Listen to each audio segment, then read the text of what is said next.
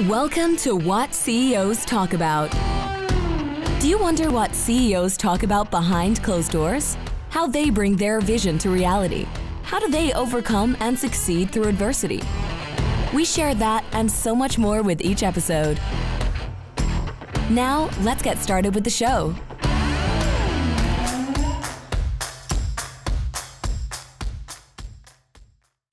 Good day, everybody. My name is Martin Hunter. I'm the host of What CEOs Talk About, where we translate strategy into frontline operations. Today, people listening, you're going to have fun because Janice and I are going to riff off of each other, and she is a character. So please, Janice, thank you very much for being on the show. Thanks for inviting me, Martin. I'm excited to be here. Janice is the owner and founder of her consultancy firm. She'll put the title out and give all the details. And to be polite, she's been doing this for over 20 years. So love it. Nicely framed. Thank you very much. Janice, like everybody else, as all of my guests, you get to pick the title of the show. Sorry, I'm giggling because I know it's coming. So Janice, what is the title of the show today? We're going to call this show, It's Your Pool, Don't Pee in It. It's your pool, don't pee in it. So let's keep the suspense going a little bit. Janice, tell us about your story. Let's start with you first, who you are, what you've been doing, and then we'll kind of gently go into your consultancy practice. So please go ahead. Absolutely. What's your story? So I am a ranch girl by nature, love country, love being outdoors, love four seasons, really practical. So, everything I do personally or professionally, feet are very planted on the ground and let's figure this shit out. Right. And we'll make it happen. So, I've been working in this field now for over 20 years. And, I have a lot of fun with it because I get to bring myself to the table. I get to bring the stories to the table. I get to be in front of audiences because I work as a speaker. So, at conferences and those kinds of things. As a coach, I get to really jump in and jump with somebody. So I get to be along for part of the journey, which fills my soul. And it makes such a big difference. So it's, I'm a person that has always had an opinion about everything, whether or not it's an informed one is a whole different story. Yeah, but I'll have an opinion about it. And most days I'm not afraid to share that. Oh my goodness. The editing team is going to have fun today.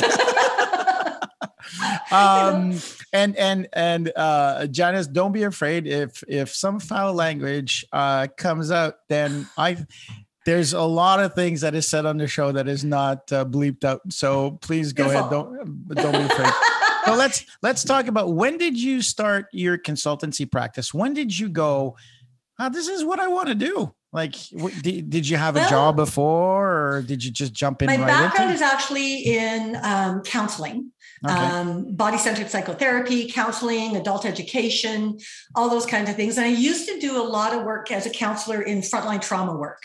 So sexual assault, first responders, a lot of really intense kind of things. And I did that for a number of years, almost 9 years. When I was getting great results in my private practice and counseling with people, to the point then they said, well, hey, would you come and teach these strategies to our team? Or would you come and do this for it? And I'm like, you're going to pay me to talk? Hell yeah. I do this all day, every day. Right?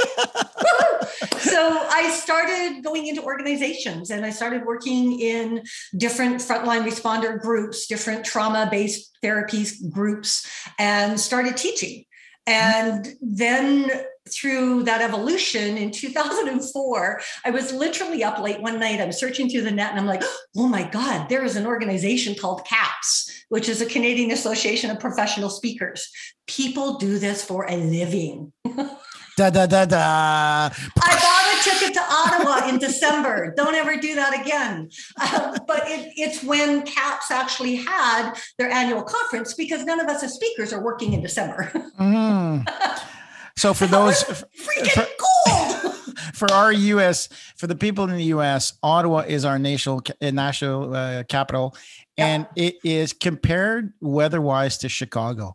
It is cold. humid, bitterly cold, and it's got, a whole bunch of rivers meeting into it. Hence why Ottawa there's a lot of fur trades. And so there's history behind why Ottawa and Montreal are where they are. But if you compare it to, the US nations, Chicago, I think is the most, and then you put all of the DC kind of, all federal government bureaus and all that good stuff. So it's a cold and boring town. My wife is from Ottawa. That's why she left.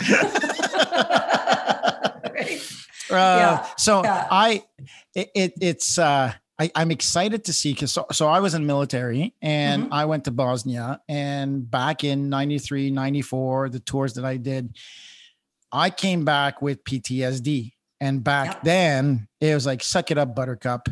Like we had to do some pretty awful stuff, like digging graves for children that were killed in action. And that stayed with me. The smell stayed with me for a long time. And it took me I would wake up in the middle of the night just in sweat for about 10 years. And it took me a while to talk about some of the stuff that, so no, thank you very much for doing that. Cause I think today's day and age, and I don't think it's perfect, but yet there is a lot of opportunities out there for people. And,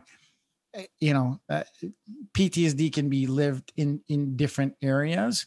What I don't like right now is it's a little bit abused, where some of the people that have not necessarily lived, they feel that it's trauma. Let's put a level of trauma between a paper cut and getting shot at. So there's a difference in trauma and then PTSD, because we can have a trauma experience, a response. The PTSD piece is it rewires us so that we no longer can, and I'm going to be really simplistic when I say this, so no disrespect to anybody that's been in service. It's, you got bit by a dog when you were a kid, and that creates a trauma for you. Every time you see a dog, you have a reaction, but you can walk yourself through it. PTSD is you think about it and you will prevent yourself from going outside for the fear of having to walk into a dog. Like there's a whole different level. That's awesome. Of I can have a trauma experience and move through it. PTSD hijacks us. So I did not have PTSD then, and I was in trauma. Well, trauma is a part of the PTSD though. Yeah. Right? Oh, they're cool. not, Thank they're you not very actually much. separate. Thank you for educating me on that. That is amazing. But you stopped that a long time ago. Well, but I did, but I mean, it's still part of mental health. And I mean, it really came into communication for me. It sort of morphed, because once I got connected to CAPS, and then I started realizing that I can do this as a living, right? I can make an income from it. I got connected to the Vancouver, BC chapter. I drove from where I am, which is in the interior BC, about 4.5 hours away. And I would drive every month to go to their meetings and be around those people and colleagues and just soak it up. But where my first foray into speaking went was all around stress management. Stress management strategies, tools, talking about the trauma, helping people understand it, disconnecting from it, all those kinds of things. Because every one of us that is a CEO, business owner, thought leader, we all have that level of stress as well. Oh, hell yeah. We all have anxiety. We all have lack of confidence some days, or imposter syndrome in certain situations. So all of that stress, I'm going to call it stress management because I am dating myself now. There's so many new names and inventions of what this all is. It's still stress management, people, right? Call it whatever you want. But I'm not angry. I'm not angry. Exactly.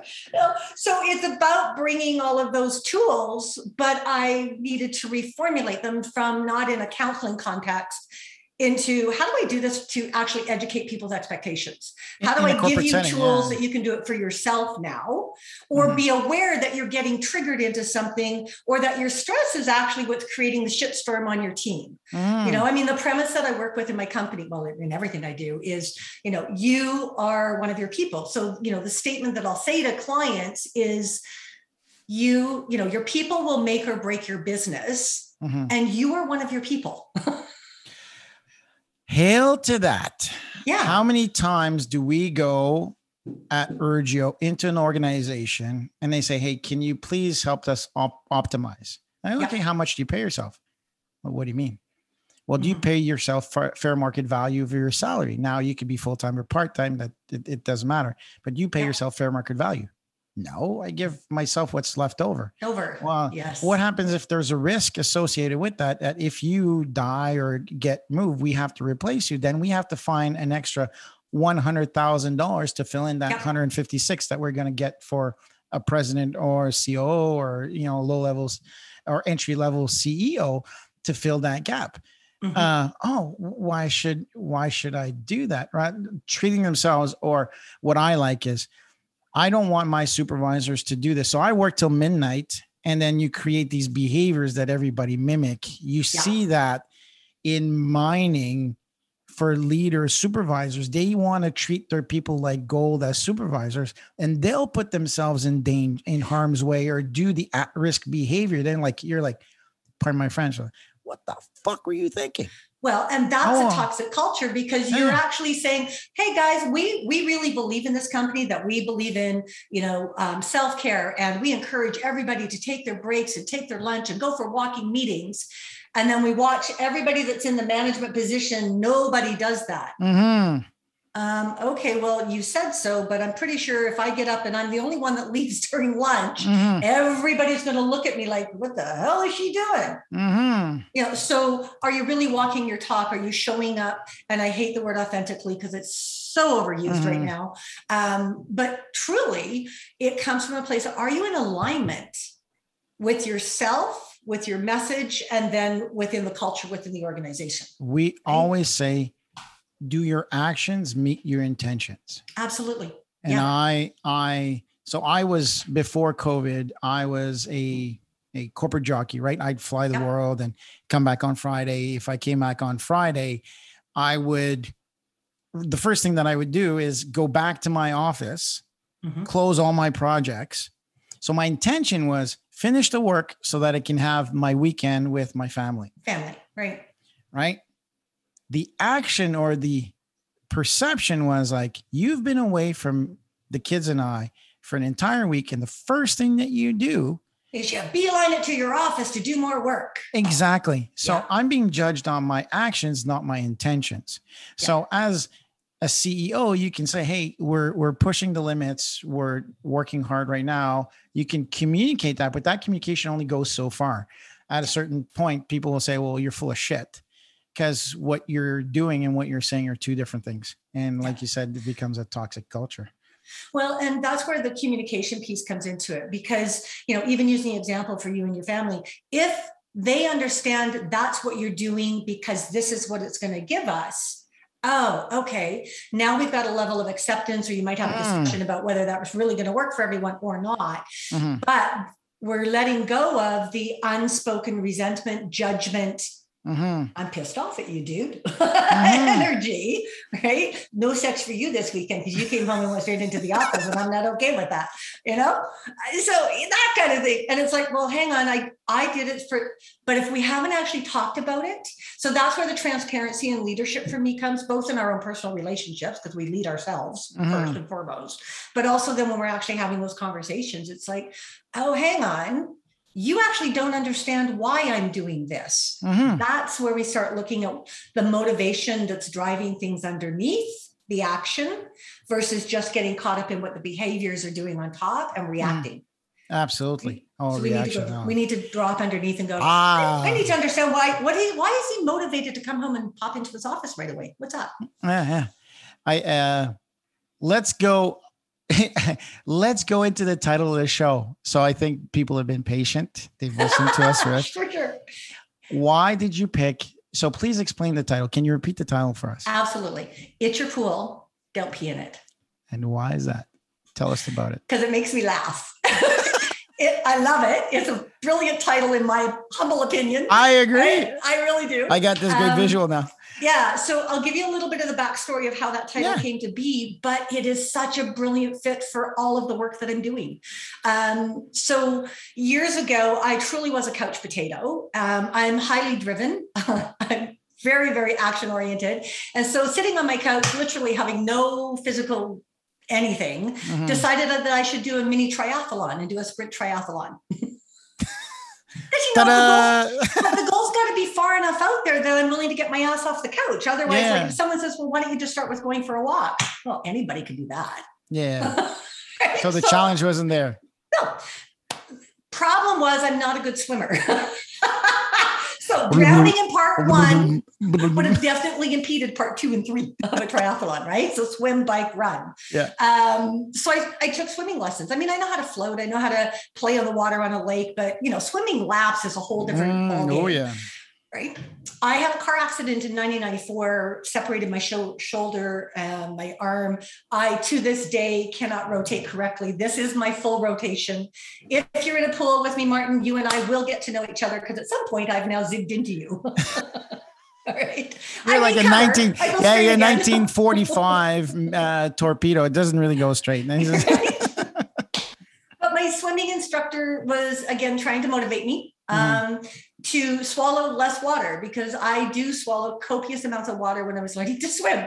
And so here's how this came about. And so he actually, he had called me over. He's telling me to rotate my head more and, you need to do this. And I'm like, yeah. And I'm still swallowing copious amounts of water. So finally, the last time he calls me over to the side of the pool and he says, Janice, I need to let you know something. And I'm like, okay. And I'm ready for the wisdom that's going to make this different. He said, the class that was in here before you were a bunch of little kids. See, now you and others in your audience are probably getting it a lot faster than I did. Because I'm hanging onto the edge of the pool, looking at him going, And so he says it again. And he said, and every one of them pee in the pool. Got it. Highly motivated to swallow less water, let me tell you. Watch me rotate more. But the analogy stuck. Yeah. Because I'm like, when we're in a work environment or our personal lives, doesn't matter. Are we actually cleaning our pools out regularly? Are we taking responsibility for that?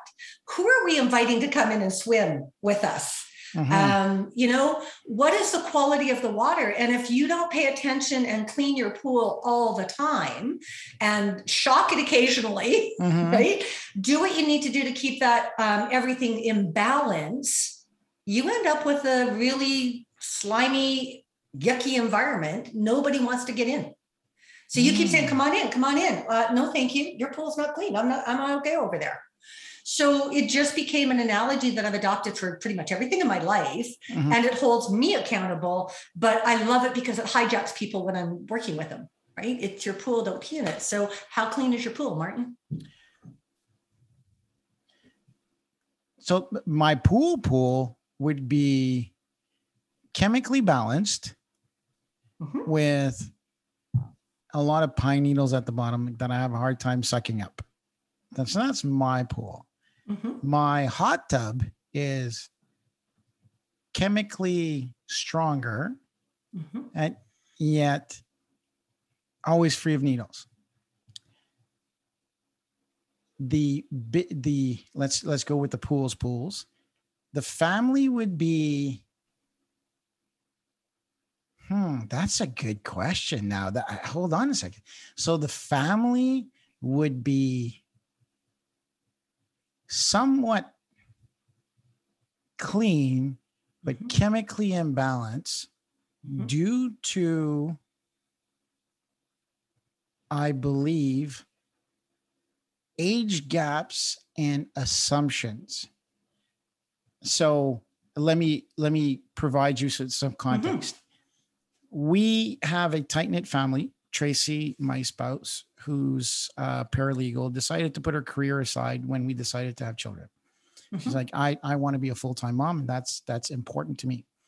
You make more money, because back then it was still an issue regards to salary equality, which I completely despise. And that permitted us to travel the world because my job required me to be around the world. So we were able to transit and live and work on 6 different continents, which was really fun. Incredible. What an experience for everybody. Yeah, thank you. And so we've got a tight-knit family. The one thing that I have found that when I say chemically imbalanced is that we don't clear or make the time to add chemicals. We've just started, because the kids are a little bit older now, being able to introduce family meetings where we talk about the future, engage them in the planning. And so that's what I'm saying. Sometimes we have to add a little bit chlorine. Sometimes we have to add a little calcium to it. So we have to induce and inject ourselves as adults in the family setting to be able to balance things out. It's not happening naturally. One, Gavin is 9 years old, Ariel's 13, going on 56, crazy cat lady. And then we've got a very smart boy who just can be so spontaneous and great. Like the stuff that he comes up is absolutely hilarious, but he can be very spiteful and detrimental to his sister because he knows what to say, when to say it to be very hurtful. And so that's why I use those terms. And then business wise, I'm doing all the talking. Hey, hold on a second. You're turning my podcast against me. And then the company would be very chemically balanced because I don't have to inject anything because we got some A players, but the bottom of the pool is dirty because we're cleaning up. We're saying, okay, what do you do? How do I do it? We're sharing workload. So I would say very chemically balanced. And it just naturally, the natural setting of taking the cover off with the trees and everything, stuff falls in the bottom and we just have to clean it out continuously. So yeah, that's exactly it. And the key in all of that is none of those pools, your swimming pool, your hot tub, your family, your work, none of it happens and stays clean and healthy without you doing something continuously, consistently. I got goosebumps. Oh, that is so beautiful. Like, so as much as you've got family and you've got this dynamic that happens and, given the age, you're, I guess, age appropriate, we step in as the adult, but that's the point. You need to be stepping in, whether it's your business or your home. You have to be cleaning it and or taking it and putting the pH strip in to go, okay, what do I need to do? Because what's really going on with this? Something's murky here and I'm not quite okay, what do I need to do different? Right? That's the whole piece of it. And we need to do that for ourselves as leaders, to lead ourselves personally, but it's something I do when I'm working within a team or with an organization as a whole, because that's a whole piece around relationship intelligence. How do I stand in relationship to myself means that I will then know how I stand in relationship to you. The more I can understand you, the better opportunity we have to keep our pool clean because we're both paying attention to that container now. It's not just any one person's job. So it's your pool. Don't pee in it. It's going to change the chemical balance. I absolutely love it. It's simple to understand. Well, I mean, you have to understand pools. So if you've never had a pool, then maybe, but still, no, it makes a lot of sense. So what's the number one cause of having a dirty pool in your experience? So with all the clients, because you've been at this for a while, and so you have a lot of data on this. What's the big turd in the pool? The biggest one. The number one that I can say, across the board, regardless of size of company, team, organization. Size of pool, location, yeah. Unmet expectations. Expectations. Yeah. So assumptions that you will perform a certain way and you do not. Or the perception that you were supposed to do A, B, C, and D, but you did E, F, G, and H. And the other side of it is you as my leader are supposed to be doing this and you're not. Oh, right. Both ways. I was a boss here. I was like telling you guys, I'm perfect. You guys are not. Yeah. So, but unmet expectations, we haven't got we don't know what the real vision is. It's so much fun when I walk into a company and I'll say, okay, so tell me what your vision is. And some people will be able to, quote the mantra that's printed on the wall. Right. Other people will give me something, but the next question is the more important one is, so tell me how that is lived out daily. What are the actions to make that actually happen? Everybody listen, whoever's an Urgio client, listen to what Janice is saying, because I've said we implement a code of conduct all the time that is relative to the core values, and then we have behaviors that are attached that demonstrate because accountability or be a good team player. Those are great. What does it actually mean in our culture? Did you listen to what the expert said?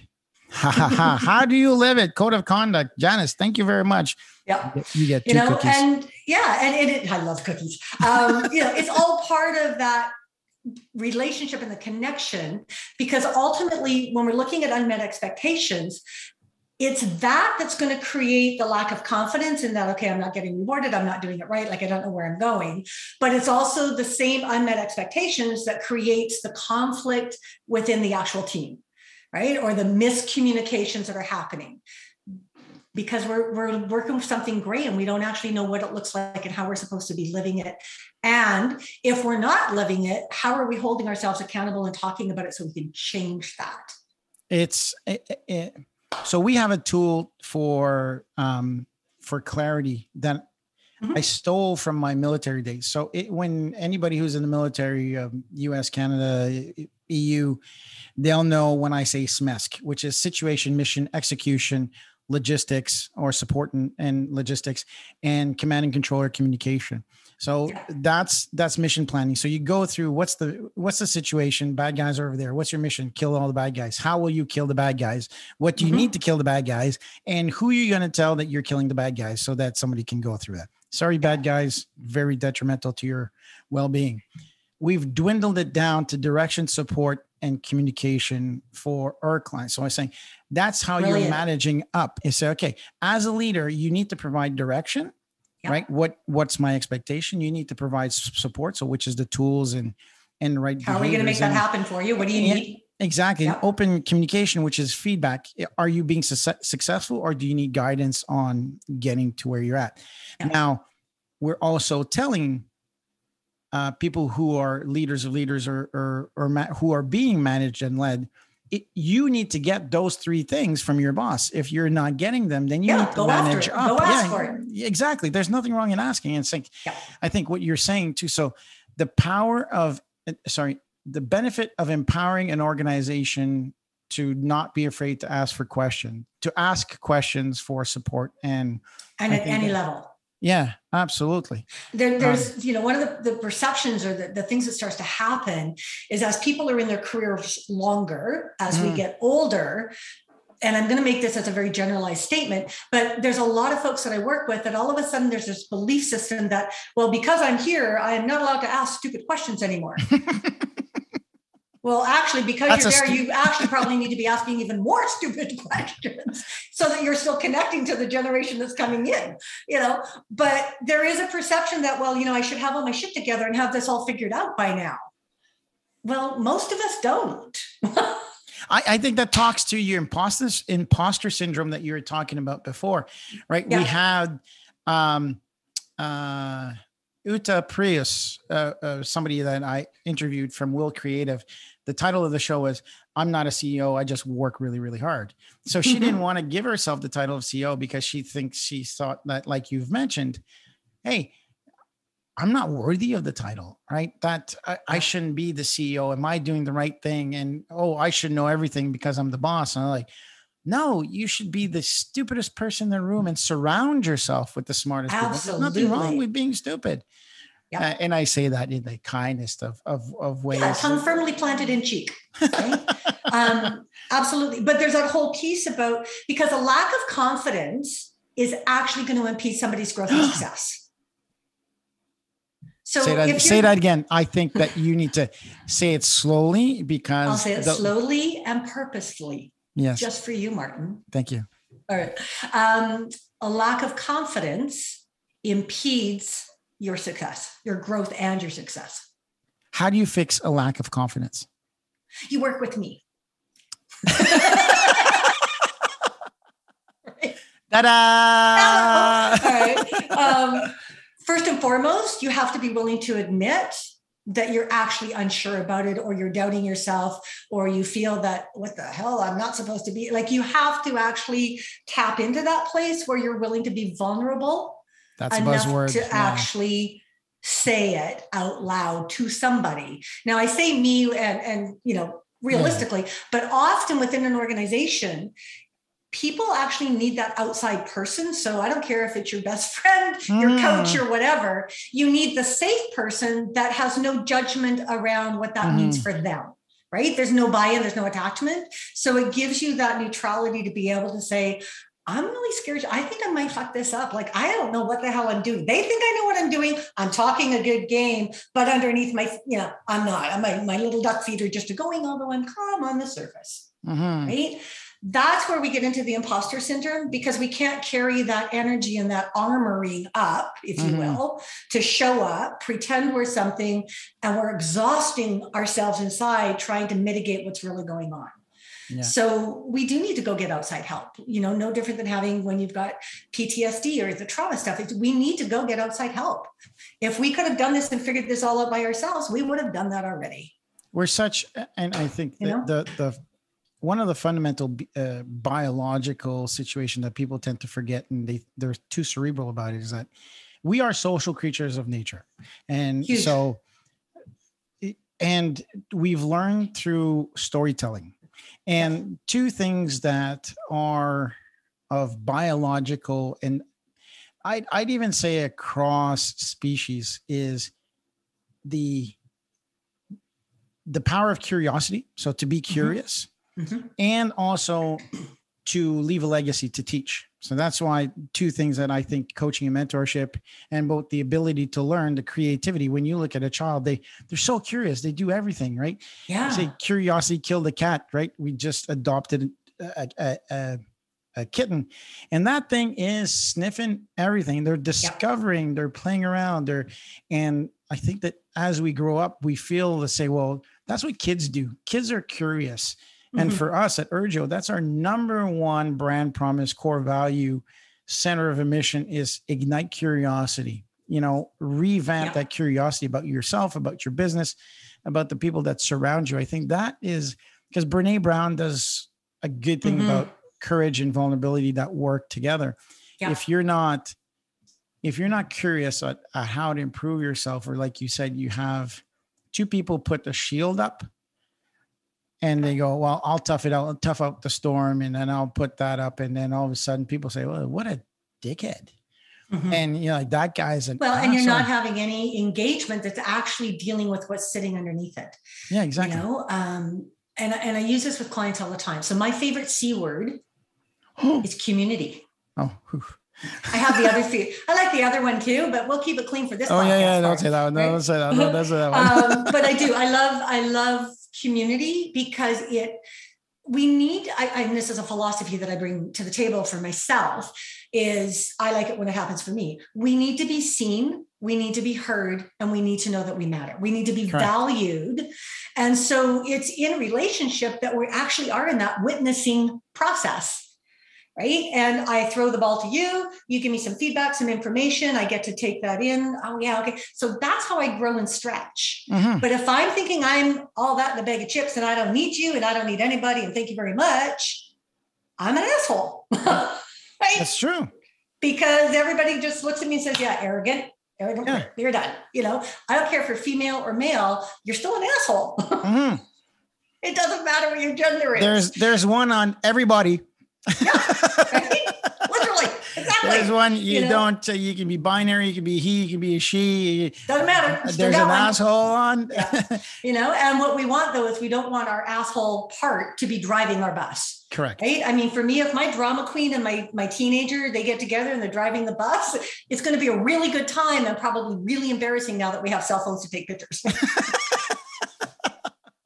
Don't let those two play together. It's not good. It's not good. But we want that alignment, but we need, so when you talk about curiosity and igniting curiosity, I mean, I have my own way of how I would do that. But my question to you would be, how do you do that for your team? Like, how do you create the environment where they get to ignite curiosity?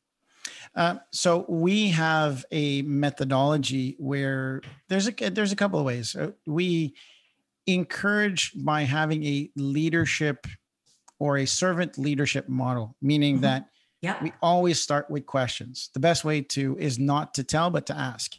Absolutely. So even if sometimes, and I'm one of the areas when we do in-field coaching, when we help staff connect with their staff in the field, we always say, so start with a question. So, how you doing today? So how can I help?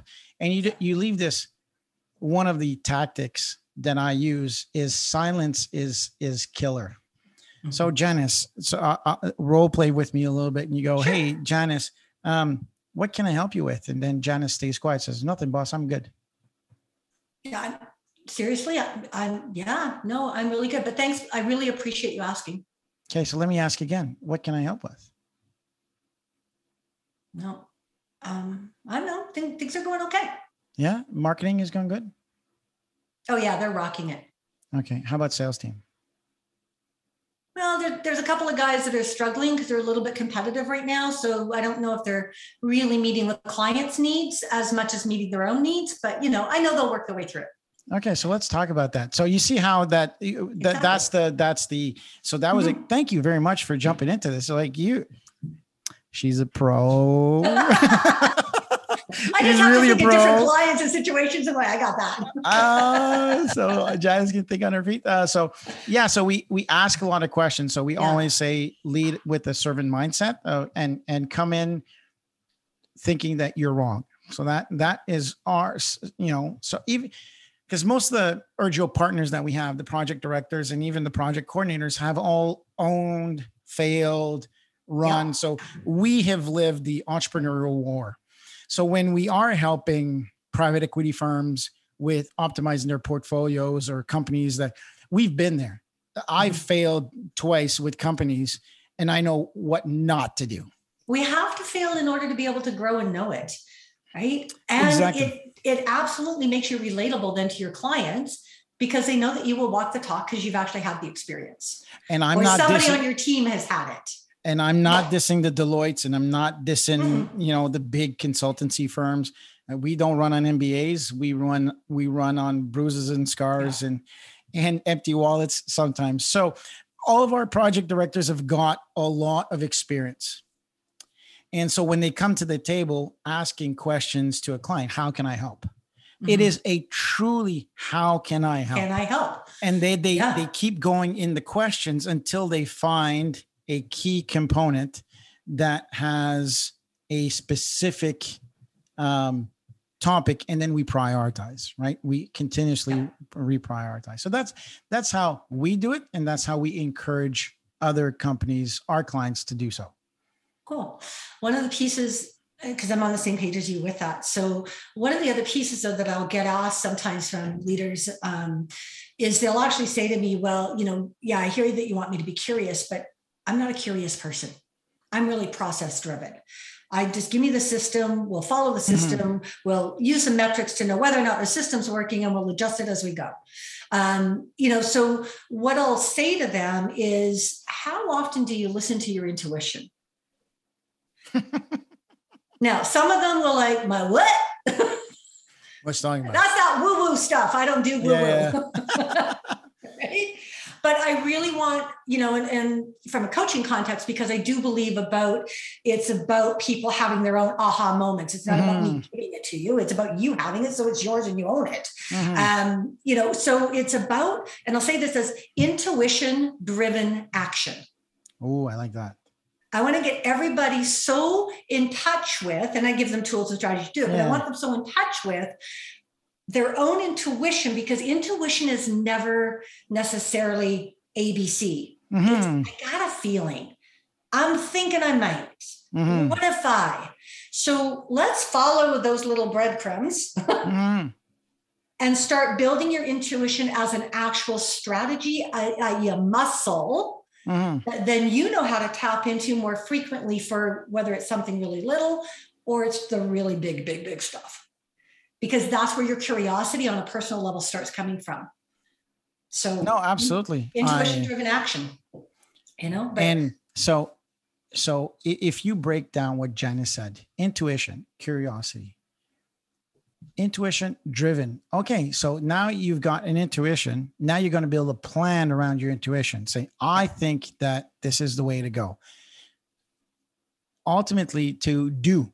right? So if you follow the human behavioral pattern of think, feel, do, so you've had an intuition, your feeling or your gut feeling, like you said, your intuition is the feeling of success or the feeling that what your thought is actually going to work. Yeah, and it's then going to meet your need somehow. Correct. And then you do a bit of planning behind it, and then you act on it.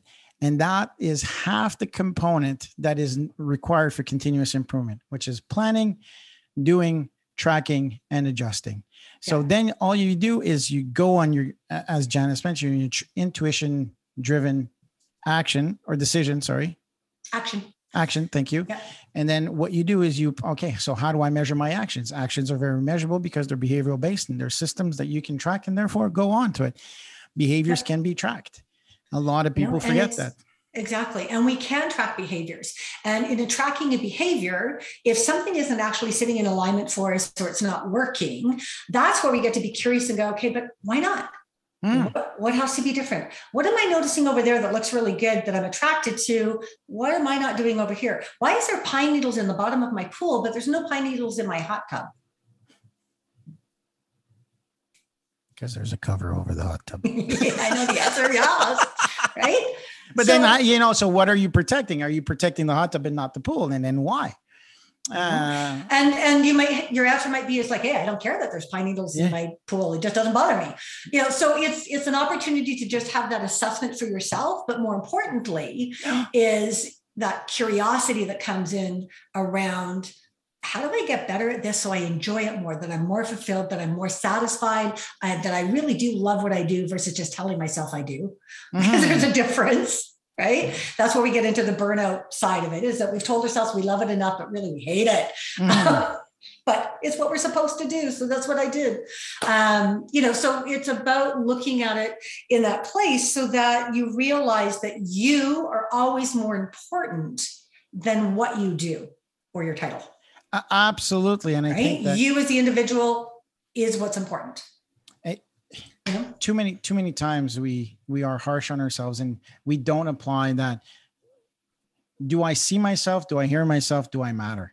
And Correct. So a lot of people go into depression because they answer no to that question. And then they get, it's a vortex, as you know. I think that the critical point that you mentioned in that is that self-reflection. So when we moved to Japan, right? We moved to Japan and we're like, whoa, sushi every day. And then you go out there and you go, oh no, sushi's not every day. And you can't get sushi everywhere. Now you can get rolls and vegetable rolls and stuff like that. But then, so we had a whole bunch of different of Japanese food. And after 6 months, 7 months, we looked at Pizza Hut and we're like, I think I want pizza. And then you go, this kind of novelty is little dollar now. Exactly. So you're kind of reflecting, saying what you thought was grand and daddy in building your business. And you say, oh, this is fun. This is innovative. And this is, I don't get to swim in my pool anymore. I don't get to see my parents. I don't get to do this. I don't get to do that. So being reflective and creating a prosperous model for yourself, I think, is the key to success as well. And like Janice mentioned, if you're curious about who you are and necessarily, what makes you happy, there's cycles. Sometimes you feel like pho, sometimes you feel like a steak, sometimes you feel vegetarian. So you have to be in tune with what your needs are and your wants. And I think there's cycles in our businesses as well. There's cycles in our companies. And unless you're going to be taking some really good drugs, you're not going to be happy all the time. And there's going to be an absolute shitstorm. You're going to wonder, and especially if you're an entrepreneur, you have absolutely questioned, and rightly so, why the fuck am I doing this and not going and getting a real job? Somebody else multiple times a day. All of these. I will go be a Walmart greeter. I'm going to show up. I will direct people. And I used to use that all the time. And I have colleagues that would say to me, and you'll be there for 20 minutes and reorganizing the shelves and telling them how to do it differently. But I will encourage and invite them to want to do it. Let's not, a job is a job, right? Walmart greeters are a key component to, and great. Cause I'm with you. There's days where is there a job where I don't have risk and don't have to make decisions? Yep. Like I love driving. I won't be bored, because that's what keeps me in this game, is because then I'm like, that doesn't have risk, but am I going to be bored? Yes, I am. Okay, never mind. Carry on. I'm still in it. That's what my wife tells me all the time. She's like, you are going to work 20 minutes before you die. I'm like, what do you mean? She's like, you have to stay busy. Even at the days off that I'm like, okay, so what are you doing? Well, I'm getting up tomorrow morning at 5 a.m. It's your day off. What are you doing? Well, we're riding our motorcycles and we're going fishing. Oh, okay. What are you doing tomorrow? Oh, well, Gavin and I, my boy, we're going to take him out and then we're going to go shoot the rifles. And okay, good. What are you doing now? What are you doing now? Well, I thought Gavin and I and Ariel would wake up and then we go this way. She's like, do you ever stop? And I was like, right? But when I do stop, it's like, boom, out, and I'll sleep like once every probably quarter. Yeah. I'll fall asleep at around 8 o'clock and not wake up before 10:30 the next day, at least once every 90 days. Yeah, because your adrenal glands need you to do that catch up. Oh my goodness. I'm actually just 23. I just look 50, sorry. Right? It's been a really good 23 years. But there's that personality, but it's to remember that, okay, yes, we're human doing, but we're human beings doing, and we need to put the being part back in there. And if you're totally jazzed and fulfilled and it's filling your cup up because you're out riding motorcycles and you hanging out with your son, then yeah, why not? Somebody else is going to get the cup completely filled up by sitting and reading a book. Yeah, absolutely. Okay, that's not going to be me, but I get that that's what works for you. So it's about finding, that harmony. And I appreciate people talk about work-life balance, and it's an illusion that is a really good marketing campaign. Mm-hmm. It doesn't exist. You're going to go Mach 3, hair on fire when you need to, take some time when you need to, find your rhythm, whatever that is for you, and then build your life around it. I've come up with a formula that, and this is funny because what I'm going to say is what drove this podcast. Is because I was asked to write a book about something that I say, that profit plus sustainability equals prosperity. Every individual in this, every animal is seeking prosperity. Yes. Enough money to keep you sustained. So we work generally from Monday to Friday to take the weekend off. So you're building profit so that you can be laxed on the days off. Mm-hmm. Now that model, when you're an entrepreneur and you own a few businesses, can be not from Monday to Friday. It could be 7 days a week, but you only work, like when we go to Mexico or we go to Hawaii for longer periods of time, I compress my day from usually 4:30 in the morning to about 10:30 in the morning. Mm-hmm. So I get a lot of work done in the morning. Yeah. So I, on a day-to-day basis, I'm doing profit and sustainability. I work hard in the morning, and then the rest of the afternoon is spent fishing, going by the pool, riding dirt bikes, whatever you need to be doing, and whatever we want to do as a family, go have tacos. Yeah. So that's the prosperity model. Some people like working from Monday to Friday, so they get weekend off. The risk is lower. The stress level is the routine and structure gives them a sense of exactly. security. There's nothing wrong in being an employee. There's nothing wrong in being an entrepreneur. There's nothing wrong in being an entrepreneur that goes bobs, or an employee that bobs between each of them. Yep. Different strokes for different folks at different times of life. Mm-hmm. You can't be an entrepreneur, in my opinion, if you have not worked. You can't say one is better than the other if you've not dove in either one of them. Yeah. I tell a lot of young entrepreneurs, well, how about you keep your idea, sink your teeth, go work for a corporation, see what you like, what you don't like in the business. Start it on the corner, get your side hustle going, put some energy in. You're young, you've got time, and you work hard. So start your hustle and then check it out, because you might be very, very, very disappointed. And the other piece that happens is that if you're starting your business right away, unless you have got the golden goose sitting in your backpack, where's your cash flow coming from? Mm-hmm. How are you actually going to make this fly, knowing that you don't actually know when it's going to crash, and it's going to crash. It always does. Mm-hmm. You're going to need some sort of cash injection. So keep your day job until you know what that's going to actually require, how you're going to make that work, right? Yeah. Whether you're going for angel investors or, capital, doesn't matter. There still needs to be cash flow somewhere. Right? Eric Wu of Gainful, who was a guest on here. I watched that podcast. Mm-hmm. Oh, it's such a grateful young man.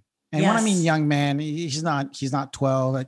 He's a young entrepreneur, really grateful for his parents, what they did for him. And he works every day really hard with that mentality, right? And he's always got a smile. Every time you got Eric, sometimes Eric, he's busy and he's not that smiley, but he'll always smile once in a while. But that's a great example of having, he had parents and support, as Janice mentioned. Some people don't. So as Janice said, where are you going to get your money? You have to put the resources up front before you can, time, energy, and resources. Like that's. Yeah. And there's I think there's a lot of value in, because again, we're both saying that we're not attached to the titles or, MBAs or whatever. If you got them, great. But it's having come through the school of by bootstraps, hard knocks, all the rest of it, and being willing to learn from others that have been there before me. Like if you can give me the shortcut so I don't have to do it, I'm all in. Yeah. Sign me up, right? So it's that opportunity though, to be able to pass that now to somebody else and say, okay, here's my knowledge. Here's what I know. Here's what I've learned. I'm not saying it's all going to be right for you, but if I can give you some of the shortcuts and save you some of the grief that I went through, you'll trust me, you're still going to create your own, but you don't have to do this on top of it.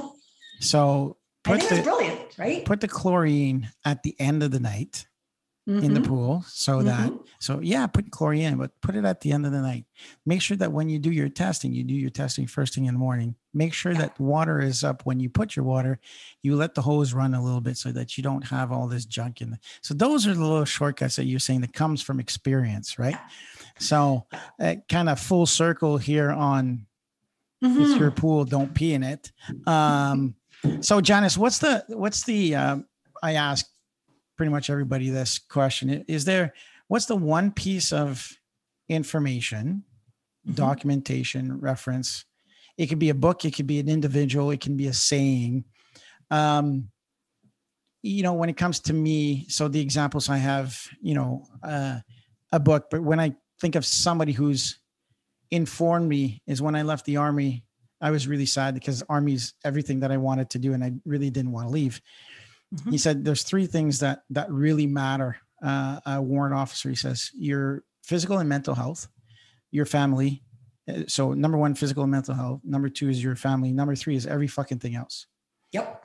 So in that order, so I've applied that in everything that I've done so far. And that's excellence in action. Yeah, exactly. Right. And so it really is. Yeah. So for you, what is your book, podcast, saying, person that has truly influenced you and you always go back to refer back to? What's that? So this is a book I was given when I was 12 years old. I had no idea what this book was going to mean to me. And it's something that until I actually really started my own, counseling practice and started going out and doing training programs and got caught in the, I have to be better. I have to be better. I have to be better. And I'm but I'm killing myself. I burnt myself out twice. I mean, there was 1 6-month period. Biggest decision of the day, clean pajamas, dirty pajamas. Dirty pajamas are already on. Okay, we're good. Oh, wow. And the book is actually called Hope for the Flowers. Oh, wow. I've never heard about that. It's a kid's book. It is about 2 caterpillars called Yellow and Stripe. Keep going. And they have caterpillar pillars. Okay. And the struggle and climbing on top of people and stepping over people to try to get to the top of the caterpillar pillars. But hang on, one of them thinks, but what if I go over there and do it differently? So now there's a whole transformation around if I go into a cocoon, I get by myself, I figure out how I make this work. And then later on, comes back in as a butterfly to the top of the, because Stripe's still on the caterpillar pillar. trying to give information saying, but you don't have to do it this way. Just because everybody else is building all these caterpillar pillars, you don't have to either.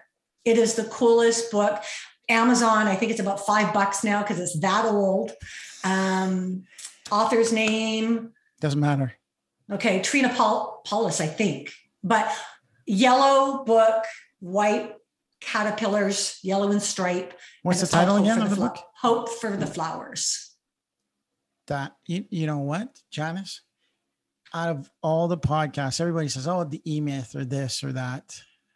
Mm-hmm. Wow, that is powerful. It can make me cry. Like it is so. It's such a simple but such a powerful message. Yeah. And as we can see and hear, thank you, Janice. Thank you. It's a cool book. It is. It sure seems that it has impacted your life. Yeah, definitely. I will purchase it. You don't have to. I'll send you a copy. No, that would make me cheerful. Thank you. But I think giving the money to the author, or I think if the money would go to the author, I think if I purchased. Well, that's what I'm saying. Like I will actually purchase and send you a copy. Well, thank you. Thank you very, very much. It will. Happy to share. Every one of my coaching client gets it. Wow. Like it is such a cool way to play. Right. So, and it does. And it takes me right back to It's My Pool, Don't Pee in It. My title being It's Your Pool, Don't Pee in It, because it's about us finding our own rhythm, our own pH balance. And what does that look like in our lives? So yeah, I would love to share it with you. Full circle. Mm-hmm. Thank you. Thank you very much. Janice, thank you for being on the show today. It's just, my pleasure. Delightful. And this is your first, hopefully this is your first of many podcasts for you. Thank you. Yes. You are a great guest. Thank you very much for being such a lively guest. It's very informative. We had fun. We riffed. When you're listening, give us some feedback. Did you learn something? Was Janice advice plural? Yeah, anyways. What stuck? What worked? What resonated? That's right. Let us know. Janice, you're on LinkedIn, I'm assuming? LinkedIn. Yep, definitely. Are you okay if people reach out to you? Absolutely. Happy to answer questions, have conversations. It's all about making connections. Okay. We'll put your email in the comments and the information below. So terrific. Did you have fun? I had a blast. Good. Thank you very much. I'm happy that I'm your first. And so am I. With that said, thank you very much, Janice, for being on the show. I appreciate it. I really have had fun. Thank you. My name is Martin Hunter. I'm the host of What CEOs Talk About. Please like, subscribe. Oh man, marketing team's going to kill me. They go, can you put some enthusiasm in there, Martin? I couldn't care less. This is what I love. Martin rocks. It's What CEOs Talk About. So let me put out an invitation and a call to action. You need to connect with him in whatever way, shape, or form is going to work for you through his social media channels, his LinkedIn, his marketing team, his amazing support system. Make the connection happen because this guy knows his shit. He's good. How much is that going to cost me? Thank you, Janice. Love it. Thank you very much, everybody. Have a wonderful day. Thanks for tuning in to What CEOs Talk About. Make sure to click subscribe to get notified about future episodes or check us out at www.whatceostalkabout.com.